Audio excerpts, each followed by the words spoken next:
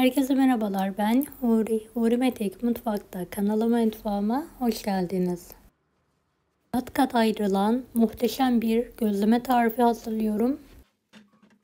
İster hemen pişirin, isterseniz buzdolabınıza atın. Hem pratik hem de lezzetli. Yapımı diğer gözlemelerden biraz farklı. Videoyu sonuna kadar izlemenizi tavsiye ederim. Tarifimize hemen başlayalım. 1,5 su bardağı ılık süt, 1 su bardağı ılık su, 2 tatlı kaşığı toz şeker,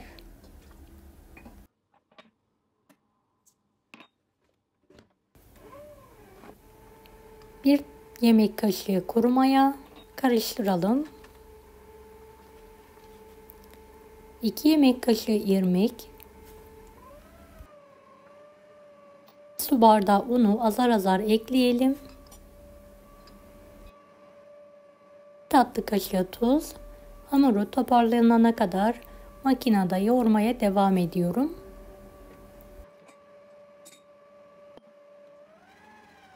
Beni hangi ülkeden veya şehirden izliyorsunuz merak ediyorum. Yoruma yazarsanız sevinirim.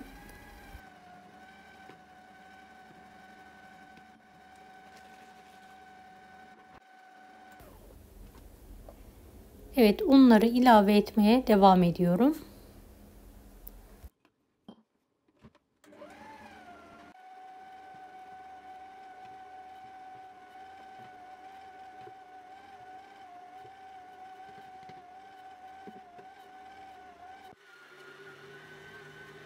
Evet, gördüğünüz gibi yoğurma işlemine devam ediyorum.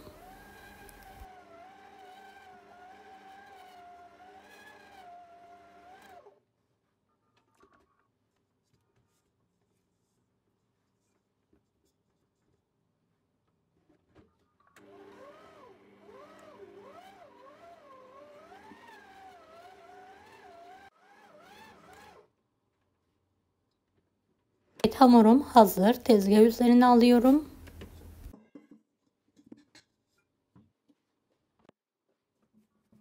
Hamuru tezgah üzerine alarak toparlamaya devam ediyorum.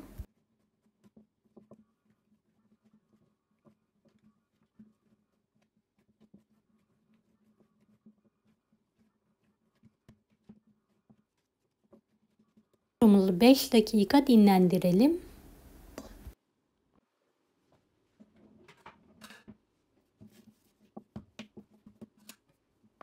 8 eşit olacak şekilde keselim.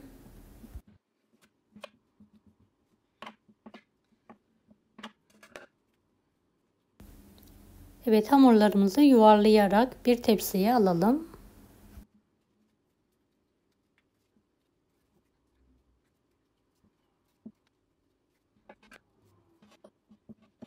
Beş dakika daha dinlendirelim.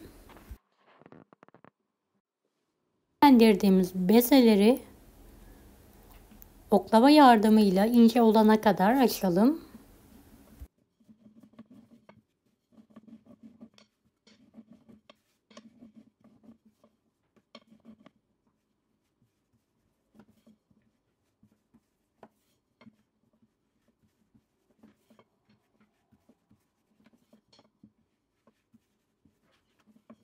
Evet, hamurlarımızı büyütebildiğimiz kadar büyütmeye dikkat edelim.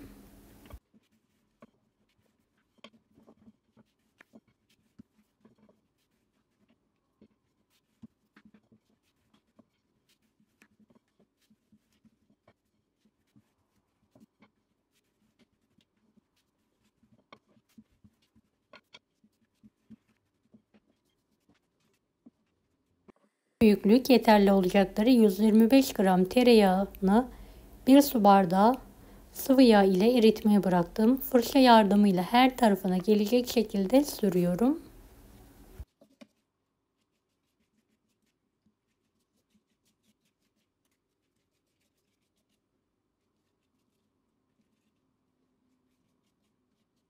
Kenarlardan katlayalım ve katladığımız yerlere tekrardan yağ sürelim.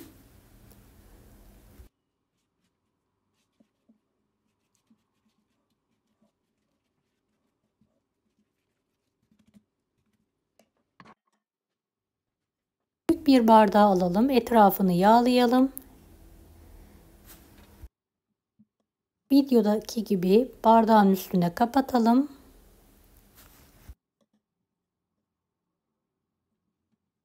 Olacak şekilde saralım.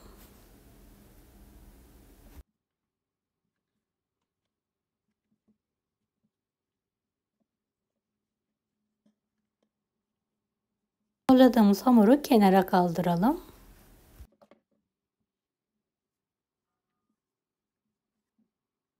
Bezeleri de aynı büyüklükte olana kadar açalım.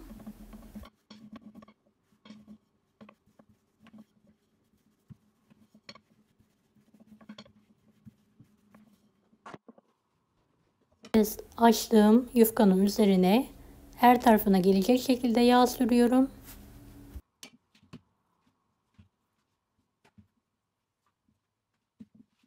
Ve tekrardan yağlıyorum.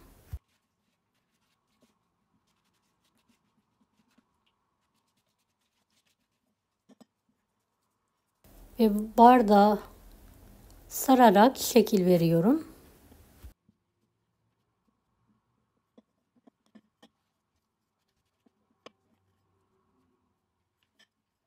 Bardaktan dikkatli bir şekilde çıkartalım. Bu boşluğa isterseniz peynir, ceviz, patates, kıyma koyabilirsiniz. Ben sade olarak yapacağım. Kenarlarından kapatarak ortada buluşturalım. Bir tepsiye alalım.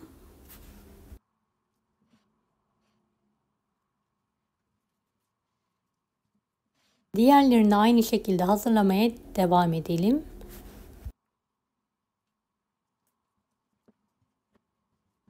Bu şekilde en az 10 dakika buzdolabında yağları donana kadar bekletelim.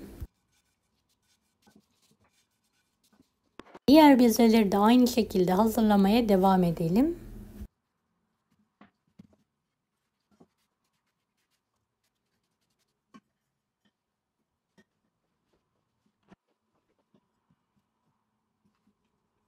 Evet, son hamurumu da aynı şekilde hazırlıyorum.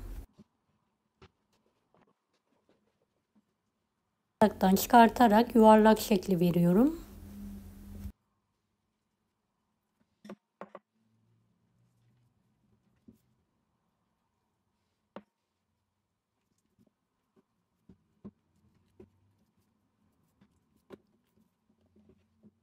Dolabında dinlendirdiğim bezeleri oklava yardımıyla tava büyüklüğünde olana kadar inceltiyorum.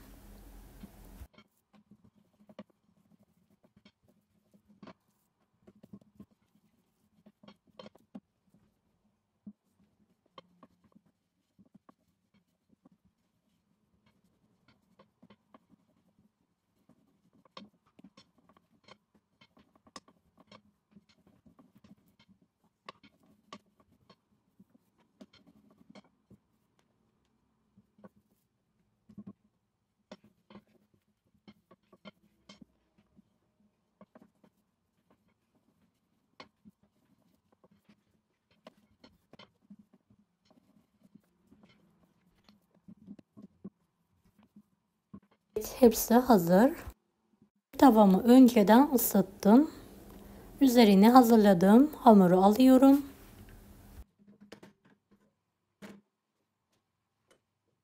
Yüksek ateşe yakın olacak şekilde ocağımı ayarladım. Arkalı önlü çevire çevire kızartıyorum.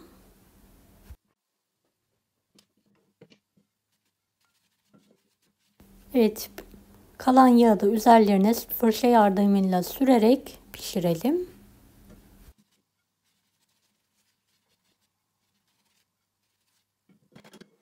Sık çevirmeye dikkat edelim.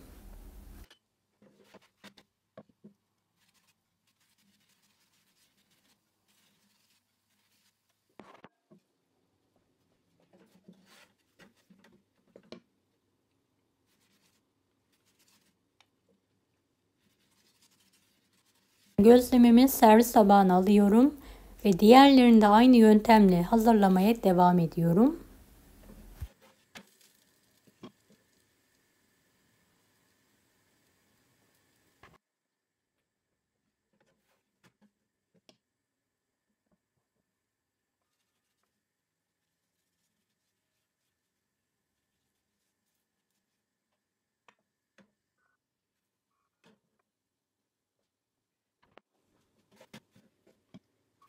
Evet, yağlamayı unutmayalım.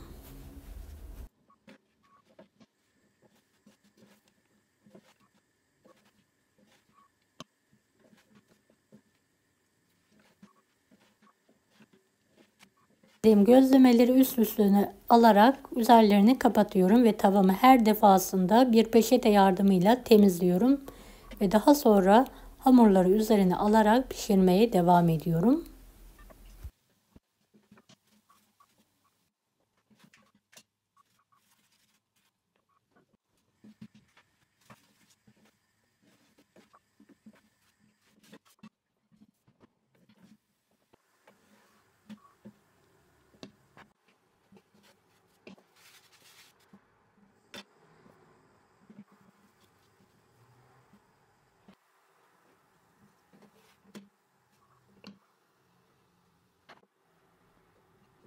Gözlemelerimin hepsini pişirdim. Hazırlar.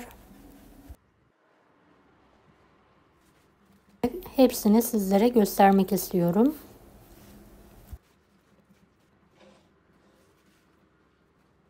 Kat ayrılan muhteşem gözlemelerim hazır.